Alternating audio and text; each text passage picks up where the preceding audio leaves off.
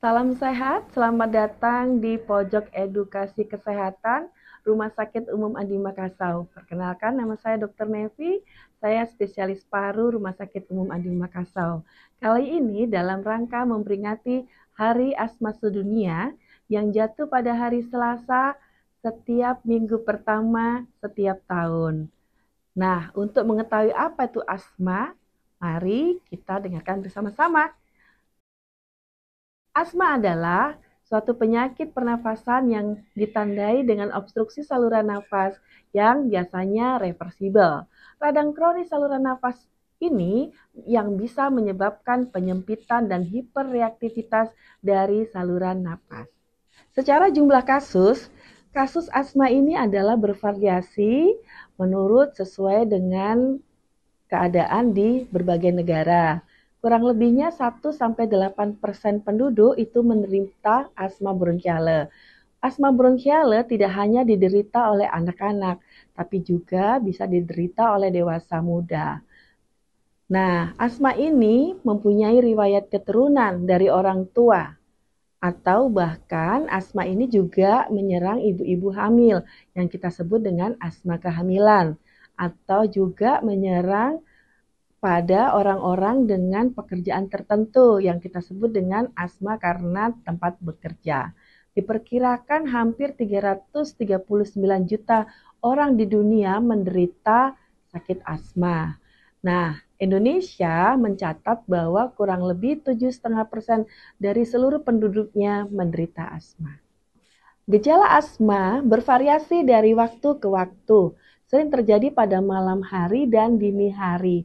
Gejala hilang timbul periodik dan memberat jika dipicu oleh alergi. Nah, gejala yang pertama tentu saja adalah batuk, kemudian sesak nafas berbunyi, dan dada terasa berat. Berikut ini adalah faktor-faktor pencetus asma. Yang pertama tentu saja adalah alergi, misalnya alergi terhadap bulu hewan peliharaan, kemudian serbuk sari dari bunga, kemudian jamur, dan yang paling banyak adalah alergi debu. Kemudian terjadi karena paparan iritan atau polusi udara. Dan yang paling banyak juga adalah terjadi karena infeksi saluran nafas seperti pilek atau flu. Kemudian kondisi cuaca yang tidak menentu, misalnya peralihan dari musim hujan ke musim kemarau atau sebaliknya. Dan yang paling juga banyak diserang adalah pasien-pasien dengan mempunyai keadaan GERD atau gastroesophageal reflux. Baik, di bawah gambar ini adalah gambar tentang paru sehat dan paru dengan asma. Artinya apa? Tubuh kita ini saluran nafasnya seperti pipa. Nah, pada saluran yang sehat, otot nafasnya menjadi relaks. Nah, itu bentuknya menjadi utuh seperti di gambar warna biru. Yang warna merah ini adalah orang-orang dengan asma, di mana otot nafas ini ketika terjadi radang, terjadi penumpukan dahak dan kemudian terjadi suatu bronkokonstriksi atau sumbatan, maka terjadilah asma. Bagaimana kita tahu apakah kita penderita asma atau bukan? Tentu saja diagnosis asma dimulai dari gejala. Nah, tadi saya sebutkan gejala asma tentu saja bervariasi ya. Ada yang batuk dengan sesak, kemudian disertai dengan dada berat. Bahkan kadang-kadang penderita masih mendengar suara bunyi ngik-ngik dalam dadanya. Nah, untuk yang seperti ini, alangkah baiknya Anda memeriksakan diri ke rumah sakit ya, karena di sana ada alat yang namanya spirometri atau alat pengukur faal paru. Ketika Anda sudah didiagnosa sebagai penderita asma bronkiale, tentu akan diberitahu obat apa saja yang akan mengendalikan asma Anda supaya tidak menjadi berat. Yang pertama untuk obat asma adalah obat pengontrol dan obat pelega. Jadi obat asma ada dua, pengontrol dan pelega. Pengontrol mengurangi radang dan memperbaiki fungsi paru pada pasien asma.